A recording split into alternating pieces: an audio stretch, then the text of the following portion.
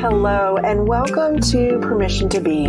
I'm your host, Becka Epley, joined today by my good friend and co-host, Tommy Allgood. Permission to Be exists to be a space of hope for those journeying to find their true, authentic selves. We hope that the story shared here will inspire you on your own journey and help you unlock the permission to be who you have always truly been. Welcome to Permission to Be. I'm your host, Becka Epley, and today joining me is my good friend and co-host, Tommy Allgood. We are delighted today to have Hillary McBride with us. If you haven't heard of her yet, she is a speaker, an author. She is the host of Other People's Problems, and she's the co-host of a second podcast called The Liturgist. We also want to say congratulations to Hillary because she just completed her PhD. Oh, that's really kind of you. Thank you. Dr. McBride, hello. So Hillary, we sometimes kick off this podcast by asking the question, if there were to be, or when there is a movie made of your life, who or whom would you like to play you? Oh my gosh.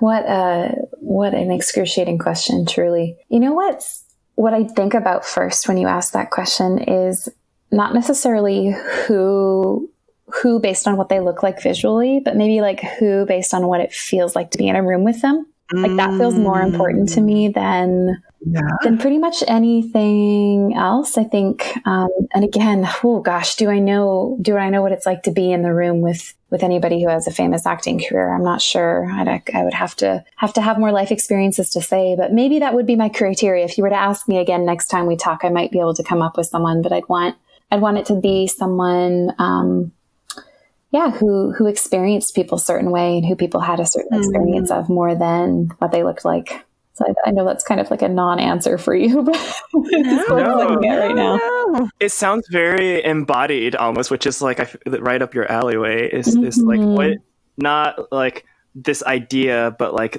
what is it? What is the actual experience that I get when I think about or when I interact with this person? And that is, nobody's ever answered that question that way. So that's phenomenal. Oh, interesting.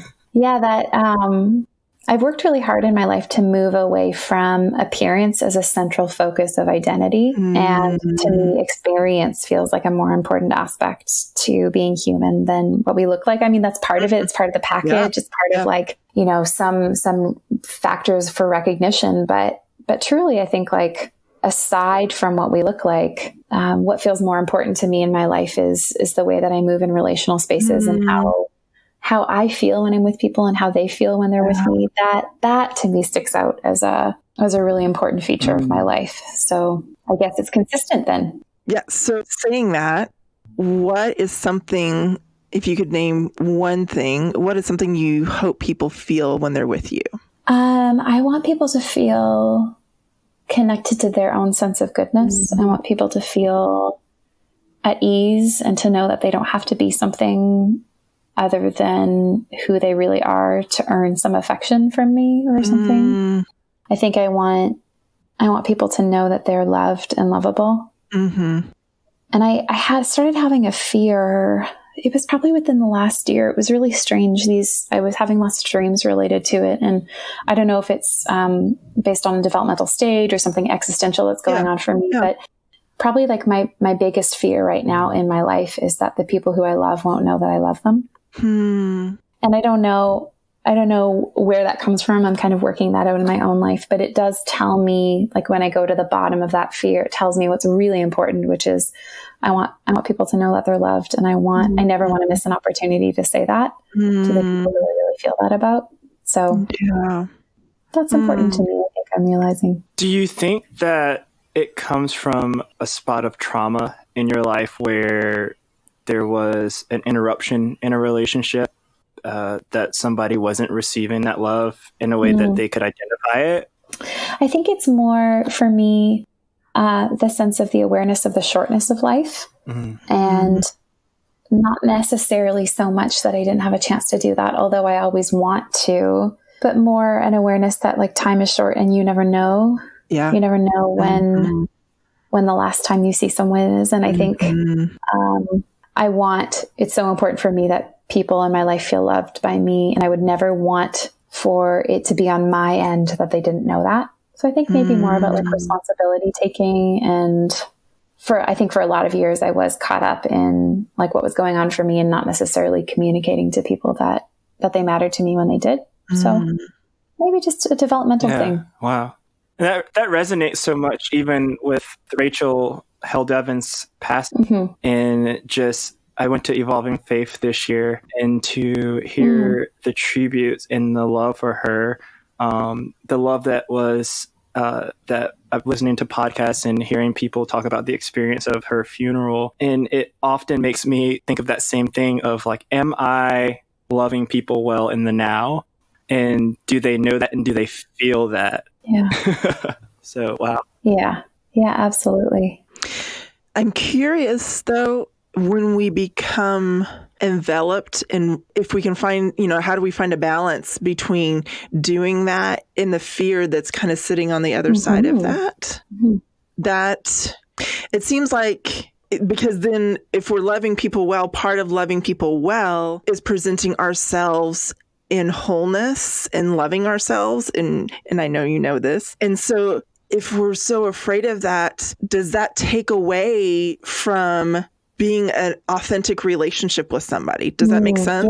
Yeah. It could be, I don't know if this is what you're saying, but I'm wondering, this is what comes up for me with your question, wondering if the fear then eclipses the ability to be present and have that connection. Yes, and so I think about fear not on an on switch, but more on a gradient, a fear on a continuum, and maybe fear being not even necessarily something that's like, spooking us, but maybe more an existential marker of value.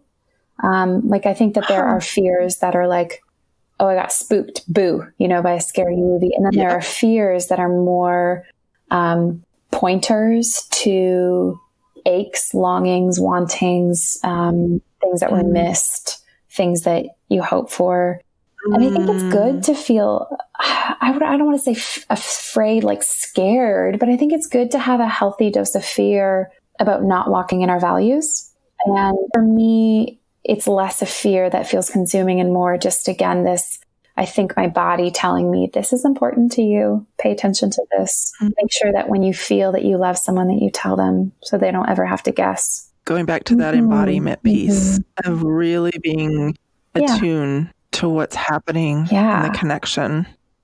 So if you can, I know you have a new book that's going to come out in the next year or so.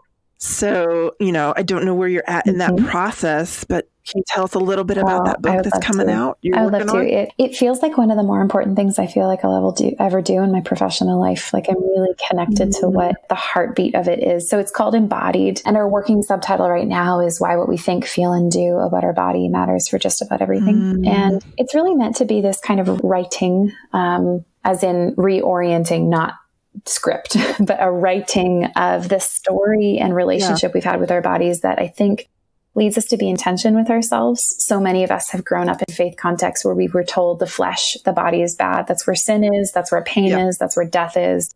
And believe it or not, that was a story that was around long before Christian scriptures and the writings of Paul were ever around. That was a story that actually came from Plato a long time ago in Greek philosophy. And it's informed pretty much everything about how we see the world and what we value and why we disconnect from ourselves. So the book is really about these stories that have kept us in disconnection from ourselves and why putting that together, putting our relationship with ourselves back together matters for our spirituality, for our creativity, for our sexuality, for our, even for our politics, why it matters related to trauma, pain, aging, body image, like kind of all of these intersections of pain where most of us say, but this is a reason why my body isn't good because of this. And me trying to, I think, invite us into maybe a more loving, compassionate relationship with our physicality, perhaps to see, and maybe this is even the thesis of the book, that there is something sacred about our flesh. Not only is our flesh not bad, but it is in fact the very most beautiful, good thing about our existence. Which, you go to motherhood and you think about the flesh and you think about that connection, well, not even motherhood, just human connection in general, when you literally touch each other, there's a response in our bodies, in all parts of our bodies. And, that may be good or bad, depending on what your body remembers about touch. But there's also, this is silly, but so my husband and I, we're both really hot sleepers, but we will touch feet. And that is but it's literally, I know that I'm like the touch of each other it's enough, and I think that speaks to how intricate our bodies are. About body, our bodies remember whether touch is good or not good. Our bodies carry memory. And the reason our body reacts to what we like, what we don't like, is because our body's storing what it's like to be us through our whole life. That even though we forget intellectually, the kind of memory that's stored in our body can't be forgotten. That's so interesting, because I'm in the spaces that I get to occupy and the work that I get to do, one of the concepts that I'm exploring right now is this notion of generational trauma. And having a lot of robust conversations around that and as it relates to race. And so when you are talking about being in relationship with others and being in relationship around those that sort of, there's this interchange that makes you feel good. Often in this reconciliation work, though, those conversations don't feel good. And I've noticed that a product of whiteness is to really get defensive because there's this notion of I'm a bad person if I exhibit a racist behavior or a racist thought. And it makes it really hard to have that conversation and bridge that relationality across that. What are some of your thoughts on that? I don't necessarily have a specific question, but I figured let's riff on that a little bit. Oh gosh, yeah. Yeah, well, I think it's a problem when we actually come down to it. It's an embodiment problem for white people. So white people in whiteness have often had the luxury of leaving their bodies, where when trauma is constantly perpetrated against you based on your body, you can't leave your body in the same way. So I would say that disembodiment shows up in communities where they have had the liberty and the privilege of being intellectualized, and you haven't been excluded from spaces based on your body. So there's a disembodiment problem that's happening. But when we're disembodied, we don't really know how to feel and pay attention to our feelings. We haven't been shown how to stay with them. We haven't been shown how to own them, how to move through them. And so what happens when somebody else is feeling a lot, like when people in a community of color are saying, this is not okay, this white supremacist behavior, the racist systemic issues that are ongoing today are not okay. And there's anger and there's rage and there is passion and there is pain. If you don't know how to feel your own feelings, it's going to be very uncomfortable for you to be with someone who knows how to feel theirs. And a lot of times what we end up doing is we end up shutting down the other person in order to make their feelings go away, because what's happening is it's activating our own and we don't know how to feel them, which I think is a body problem. It's because emotion is in the body. Emotion is not a cognitive process. It's an embodied process with a physiological response. So if a white woman is sitting across from a woman of color who's saying, you're silencing me again, right? And the white woman is so uncomfortable that she's saying, well, you can't talk to me like that. And then the woman of color comes back at her and says, you're tone policing, right? And the white woman goes like, oh shit, right? Is it going to be easier to be like, wow, I am noticing something in myself and I'm feeling all of these reactions? Or is it going to be easier to be like, you need to stop doing that? You need to stop, your anger, your race, aggression, your rage is too much for me. So I think it is problematic for us to hold space with people who have lots of emotion if we don't know how to feel our own. Because our tendency, as I said, is to make another person's feeling go away just because we don't know how to actually deal with it, which is not the other person's problem. That's our responsibility. So what I found is that the more capable I am of holding my own shame, guilt, frustration, sadness, anger, any of it, it becomes so much easier to be in a space with someone who has lots of feelings and to go, whoa, tell me more. What else did you see? That's awful. That needs to change. Okay, I'm going to start looking at my behavior because I don't need to make the uncomfortable feelings go away. And I can understand that your rage is not necessarily about me as an individual. And so I can hold it, right? So there's that side of things to your question, Tommy. But the other side that I wanted to mention is we have got so much research in the field of epigenetics that teaches us now how certain stressors and traumatic content material triggers change genetic material through time, and that those changes are sustained over time. So what we know from studies, I think this is a 2012 study, that these mice were shocked when they were exposed to the smell of cherry blossoms. And I'll come back to race in just a second. Hang in there with me. These mice are shocked. Poor little mice. They get shocked. They're exposed to cherry blossoms, and that cycle of conditioning happens so much that pretty soon the mice smell cherry blossom scent and they just freak out, right? Because that has gotten knit into their nervous system. What we found is that 3 generations down, without ever being exposed to the shock, the grandbaby mice also responded with fear to the cherry blossom smell, just from smelling it, because an epigenetic change had occurred in the grandparents such that those nervous system, those gene responses had associated danger with cherry blossom smell, and that had gotten written into their DNA. So if we think about that as extending beyond mice to race, it would make a lot of sense that in a context, in a sociocultural context and political framework where people of color had been systemically devalued, erased, taken away from culture, community, language, all sorts of things, that their body would associate white people or certain communities or systems with danger.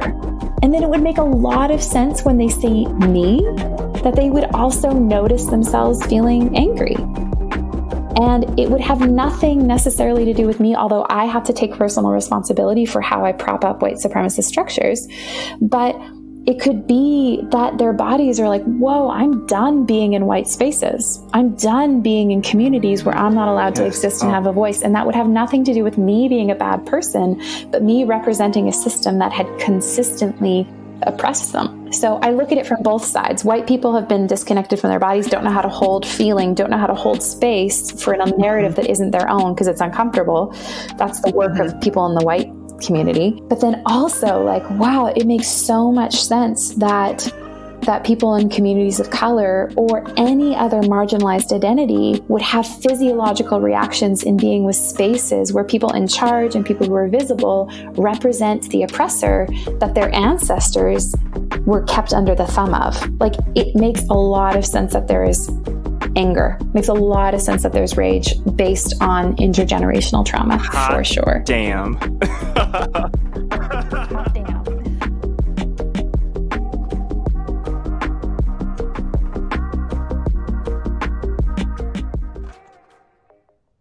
That land for you? I mean, because I just want to honor your question and know that I get to be an expert on some things, but not on the lived experience of being a person in the community of color. Like, how does that feel hearing me say all of that? Being in my body right now, hearing all of that, it brings up a lot of emotion. It makes me think about my community as a Black person and communities of color and their relationship to the police. It makes me think about our relationship to the earth, to the ground. I just saw Harriet a few weeks ago. And one of the messages that was portrayed in it was this spiritual connection to the earth, to cultivating the earth, which for me is a deeply spiritual, biblical, scriptural practice. But I also live with the contention of, well, I don't want to be my body to be relegated to having to cultivate the ground per se, because of the history of what I was, our people was expected to do. And then I think about even today, trauma is happening in our relationship with law enforcement. When we look at kids being put in cages on the border. And so it is this overwhelming hope, but currently also this overwhelming sadness that we are still perpetuating this generational trauma that will take so long to continue to heal. And I'm just asking myself the question, what is it? How can I show up to heal? I know there's a part in there for me, but also how can I walk alongside my white brothers and sisters in a way where we both own our parts to this? Yeah. Well, to your point, like there's not only trauma that's happened historically, but it's ongoing, right? So how do we heal the things that happened to our ancestors like generations ago? That's where we have to do our work as individuals. But man, when the trauma is still ongoing, that's like, let's go back to the mice and the cherry blossom smell. It's like, the original mice are shocked and the cherry blossoms are connected to that. And there's all this fear around the cherry blossoms. But what happens if the second generation, right, their babies are also shocked and exposed to the smell of, trees, right? Like cedar. So you've got like multiple traumas that keep happening and the original traumas haven't been healed. There's a lot there. But man, I feel more hopeful than ever because I think that the voices of people of color, the voices of people in so many different marginalized identities are speaking up, and there is work being done that is, I'm hoping, shifting discourse on a broader scale. But I think more than ever, there are people who are seeking therapy to talk about their own racial trauma. And so they're getting a chance to work it through. So yes, systemic things need to change, but there are the more information we have, the more resources available, the more that people can do their individual work to feel free in their own lives. And so I feel really hopeful about that. Yeah. And it just it explains so much my reaction. We actually road tripped from Charlotte to Denver, a 30-hour road trip. And no joke. And I got pulled over at 3 a.m. On the highway and in Kansas, of all places, in the middle of nowhere. It was just me and my partner in the car. And I immediately went back to the training that I had from my mother of keep your hands on the steering wheel. I immediately, I had this water bottle. It was caught in the side of the door. And as he asked me to step out of the car. And so I'm already on edge here. And I'm like, why do I have to step out of the car? And so, and I'm telling him, all right, I have a water bottle in the side of my door and it's going to fall out. And he goes, you can pick it up. And the only thing in my mind was, if I pick it up, he's going to think that I'm going for a gun. So I said, I'll wait till after we're done. That'll make me more comfortable. It'll make me feel safer in this experience. And so the interaction, the police officer was incredibly polite. He was incredibly nice. But that fear, that paralyzing fear of just one wrong move and I might not be here. High consequences. And how, when we are not aware of how we participate in the system, we continue to perpetuate systems that produce these high consequence situations. And so I often tell people that, they come to me with the angry Black woman trope. And they just don't understand that certain situations that Black women, Black men, people of color are in, there are where there's no consequence perhaps to a white person in that situation. There's a high stakes situation, and it's not just with the police, but think about education, think about healthcare. And so that's profound. Thank you for sharing that, Tommy. I'm sorry that, oh my gosh, for no fault of your own, there is more fear in your life than there should be. I'm so sorry.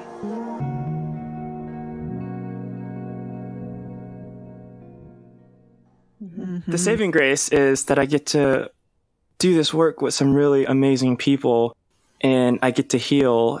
And as I heal and the people around me heal, there's this collective healing together. And so I'm convinced that even though there is fear there, as we push through it, as I heal, my healing is tied to your healing as we have these conversations. That's right. And so I've committed to openly and honestly sharing and stepping into that authenticity and not apologizing for who I am or my experiences or my past, because it is of benefit to somebody. That's right. Yeah, the world is better when you are fully you. Yeah. Thank you. Thank you for sharing that. So to that How was are such you a feeling, good Becca? conversation. I don't. Yeah. I'm like, where are we going to go from there? How am I feeling? It hurts me, and as your friend, it scares me. It scares me in general for the people of color population. But when you have a personal relationship with somebody who is very dear, just two things. It makes me terrified for you, and then it makes my justice piece of my body come out. And honestly, I just kind of feel like, fuck that. Yeah. We're going to figure this out, and we're going to do something about it. It makes my social 2, my 8 part come out, like flare. And as white people, we have to start shifting the narrative. And part of that means supporting Black voices, and so that Black voices are heard more and more and more. And it stops being this one-off king of here's one Black voice over here and here's one Black voice over there, that it is a multitude of voices that are constantly speaking, and we're constantly learning. And I think the key is it's learning and it's listening. And when we feel guilt, let us feel it and let it leave our body and let us keep learning. I think another piece to that, though, is we have, like, I appreciate you, Becca, that you've looked around your circle and seen who is absent from it and have actively worked to cultivate relationship, because being in relationship with a person, it changes you. Being in close proximity to something, it has no choice but to affect your being and your internal being. And so often I hear white people go, I'm not racist, I have a Black friend. Good, but that does not mean you're not racist. And how many Black friends do you have? I'm not looking for your token one Black friend, because we're not a monolith, because my experience is my experience. But there's multiple ways to experience Blackness. And we definitely have the collective trauma, but then on the individual level. And so that's why it's so important to always be interrogating our circle and our friend groups to see who's also speaking into our lives, and who are we encircling, who are we giving our support to, who are we having at the dinner table, because those things change you and cause you to really question deeply and internally, am I propping up the system, or am I breaking it down? Well, and Hillary, to go back to the mice, living in the United States and Western culture, and many white people have descended from those who fought in the Civil War, those who existed in times of slavery. Many people have ancestors that had slaves. And I truly believe, I can't sit here and say that I'm not racist. And the reason I say that is because I was raised in a culture of whiteness, and there are things that are ingrained in my way of being and the way my brain processes things that I am still yet to discover. That path, that way is racist. And that is not a pity me. That is just something that it's an awareness to have. An awareness to have, to know that we have to consciously be examining how we look at things.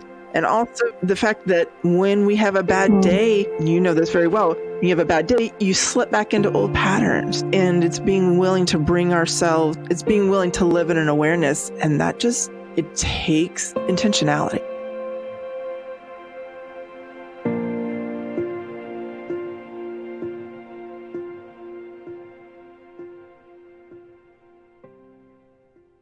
And we we could extend this, like if this feels like an uncomfortable conversation, we could talk about the awareness on all sorts of levels to help us see like, oh, racial awareness isn't that different. We're just programmed, particularly those of us in the white community, we're just programmed to feel resistant to it in some way. But it's the task of adulthood to understand where we've come from as it informs why we feel the way we do in the present moment so that we can do things different moving forward. Like there's no difference when it comes to racial injustice, but the systems around us make privilege invisible to us. So our ableism, right? Our sexism, our homophobia, our racism, we are invisible to it because when we have privilege in some way, but in the same way that I would do with anybody sitting in my therapy office when we're doing appointments together, we're trying to bring from the unconscious to the conscious the things that dictate our everyday. Right? For the Carl Jung quote that I love so much is, if you don't make the unconscious conscious, it will control your life and you will call it fate. That the work is to make conscious these things that are governing our every move without us knowing it. And then giving us, because they're conscious, giving us a choice about them. And that means going back, I would say, to the experiences of our family and maybe even our parents' to look at what did they live through? What did they need to learn how to do to survive? And how is that in some way shaped the way I was parented? How has that shaped the way that I move through the world? And are there things that worked for them that don't work for me anymore? Or there are things that worked for them that I don't want to continue anymore? It could be a kind of bigotry. It could also be a kind of fear. And then I think we also have to look at that individual lineage in the context of what's happening socially and politically. There might be some things that our family and our parents and our grandparents needed to do, like be afraid of police, be afraid of people in authority, that it's not time yet to not give up, because not being afraid means you're not going to be cautious about where you put your hands when you're pulled over on the side of the road. And that could be the difference between life or death. So in making all of these things conscious, then we get to decide, did the old way of being did it expire on itself? Or do I still need some of those ideas? Do I need some of those ways of coping? Do I need some of those tools? Do I need some of those hypervigilances in order to survive? But what's sad for me is that most people go to therapy, particularly, I'll talk about white people for a moment. White people who go to therapy are used to looking inward and asking, how did what came from my parents inform who I am and what doesn't work for me anymore? And I think that it's our right and our responsibility to look at how whiteness is part of that. White people are very good at being individualistic in terms of what is it that is affecting me. I don't necessarily see that extend all the time on a whole, in a general level, to the collective and how it affects the collective. I see this in conversations surrounding deconstruction, even to where it stops right at faith deconstruction, but it doesn't extend into the social deconstruction of how we view our lives and realities and what what serves us, what doesn't, what do we need to release and let go. You're so right. And that's one of the problems of, I would say, psychotherapy as it was created, is it's an androcentric kind of white supremacist endeavor to do psychotherapy, because it highlights the individual in a way that communities who haven't had the luxury of being an individual for survival reasons haven't had a chance to be a part of. I would say it's been problematic historically how psychotherapy has gone about trying to engage in change, because the idea of the individual is really a post-colonial idea that's not actually, when we look at what's going on, how the world works. There's no such thing as an individual. I mean, we have unique identities, but even when we look at brain formation, my brain develops. The reason I think the way that I think, the reason I call myself Hillary, is because other people gave me that name. Like every part of me is infused into relationship and community. So if psychotherapy is not extending to community change, I think it is continuing to be a white supremacist endeavor.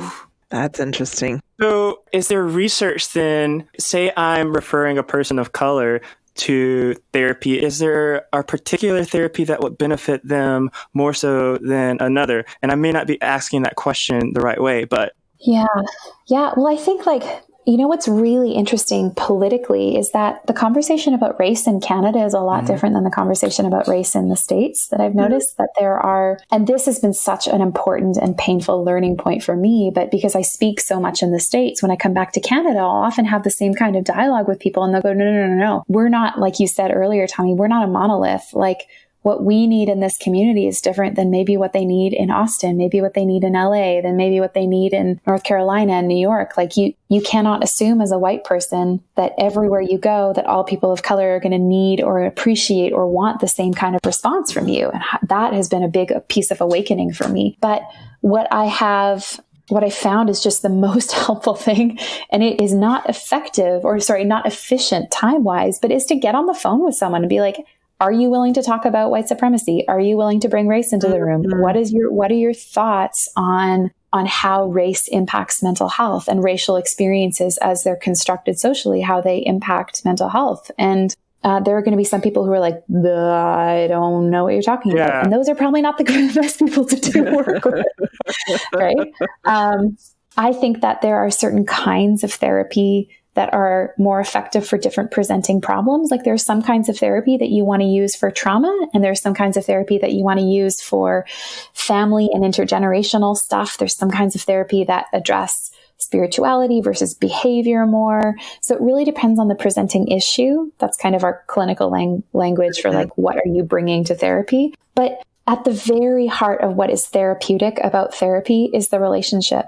And the research time and time again has told us that it doesn't matter what approach you use. If you don't feel seen, heard, and valued by your therapist, it doesn't matter what they do.